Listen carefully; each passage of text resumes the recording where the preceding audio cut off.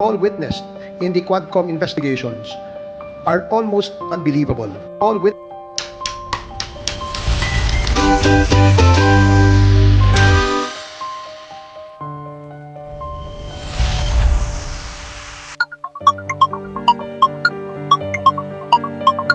Our other resource persons, we have Mr. Jimmy Guban, Mr. Mark Taguba, Mr. Leopoldo Tan Jr., Mr. Fernando Magdadaro, and Police Colonel Hector Grijaldo. That's all for now.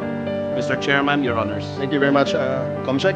The next part of the agenda for today's committee hearing is the approval of the minutes of the meeting held last January 21, 2025. Any motion? Mr. Chair, Congressman Ako? may I respectfully move that we dispense with the reading of the minutes of the meeting held on 21 January 2025 and consider it as approved. So move, Mr. Chair. There is a Second. motion to dispense with the reading of the minutes held last January 21, 2025 and consider the approval of the same. Any second? Second, Mr. Chair. Duly seconded. Hearing no objection, the motion is approved. Additional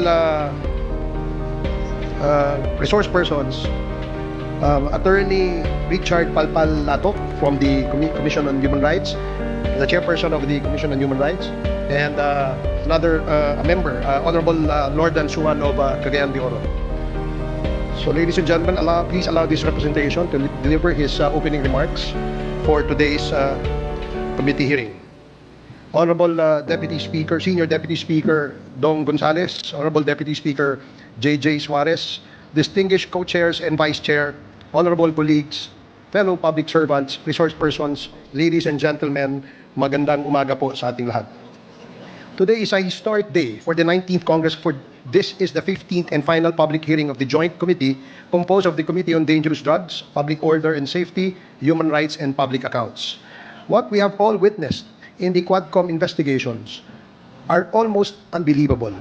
One for the Ripley's, with unnerving twists and turns, bloody conspiracies, unexpected seeming coincidences, leaving behind a gruesome trail of blood, making all mafia movies look tame and boring. Yet with one cohesive plot that makes any conspiracy theory, Hollywood and James Bond movies combined pale in comparison. Taken together, it is fair to say that we didn't know what hit us. Taken together, there can be no other logical conclusion than, yes, the Chinese raped us, but we helped them rape us. Bayan ko, binihag ka, nasadlak sa dusa. The words betrayal, traitors, unpatriotic are not enough to describe the despicable, wicked, and perhaps even evil acts of collaboration that some of our leaders, elected officials, and civil servants extended to these criminals. The inquiry conducted in aid of legislation confronted some of the most alarming and deeply rooted threats to our nation.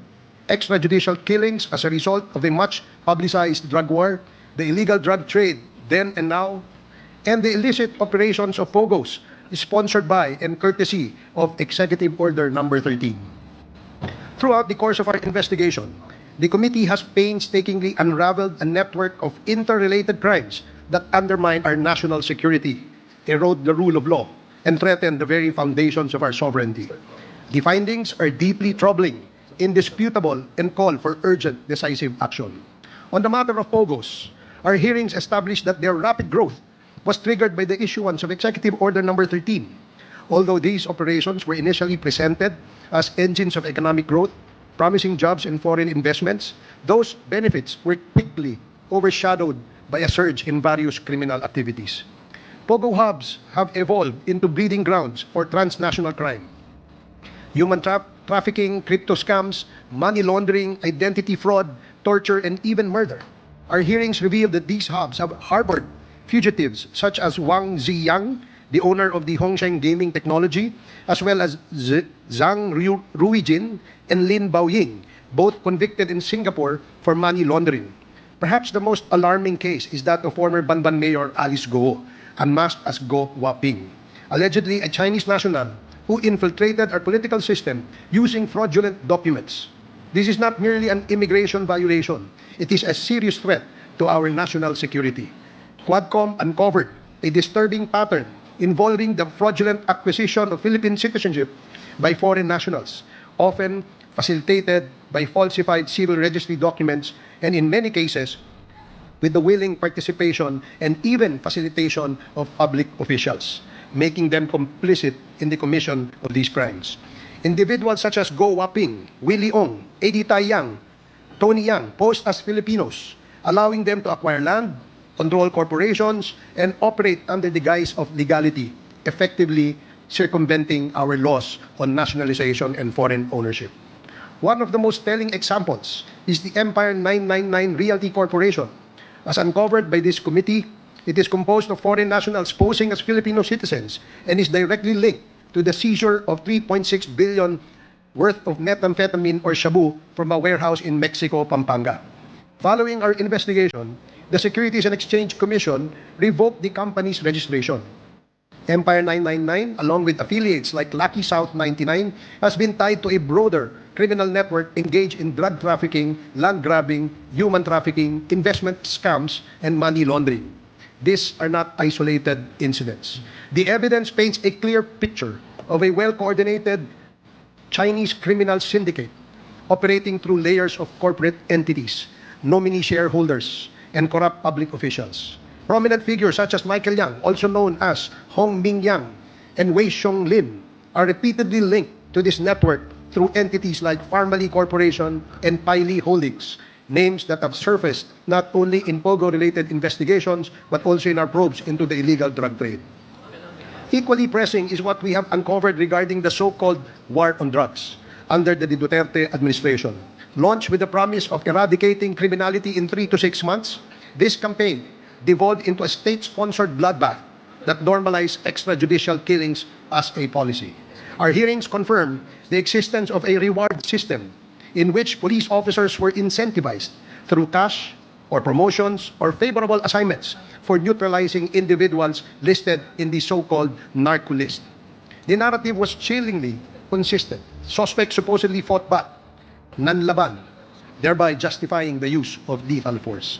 We have also heard credible accounts of how inclusion in the narco list was used to settle personal and political scores, destroying reputations, careers, and lives without due process. It was a war not only on drugs, but in many cases, on justice itself. The numbers speak for themselves.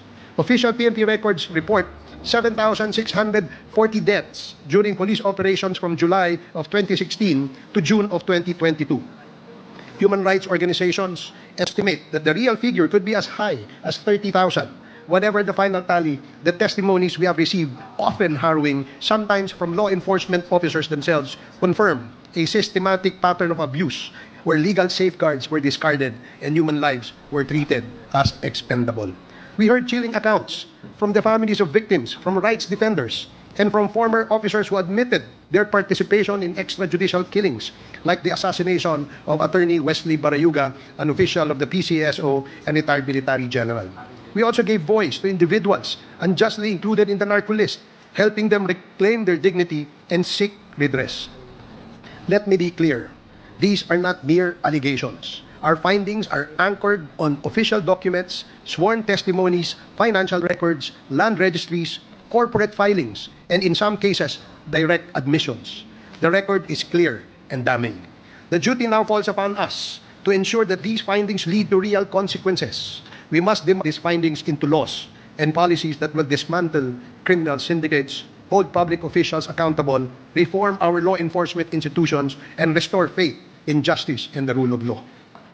Mula sa mga drug lords sa pangunguna ni Michael Yang, na ni minsan ay hindi humarap sa pandinig, salamat sa kanya mga Pilipinong abogado, hanggang sa pagkalat ng mga iligal na droga na bumibiktima ng mga Pilipino na walang awang pinatay upang pagkakitaan at sa paglaganap ng Philippine state-sponsored Chinese Pogos na nagsilbing taguan ng mga kriminal at mga salaping kinita sa iligal na droga na pinambili ng mga lupa, pinangsuhol sa mga politiko, ginamit sa eleksyon noon at ngayon, at pambayad sa mga traidor na politiko at kawani ng gobyerno kapalit ng kanilang tulong at pakikipagsabwatan upang mabigyan ng huwad o pekeng pagkakakilanlan ang mga dayuhang kriminal.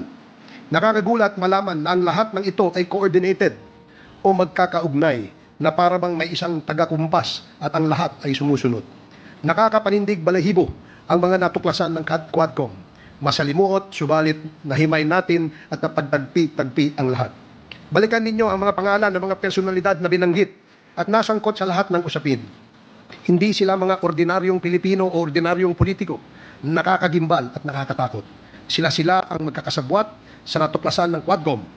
At ang tanong ngayon sa ating mga sarili, ano na, Juan de la Cruz, saan katatayo? Maraming salamat at magandang umaga po sa ating lahat. The next to deliver his opening remarks is the Chair of the Committee on Public Order and Safety, Congressman Dan Fernandez. You are now recognized. Maraming Subscribe, like, and share.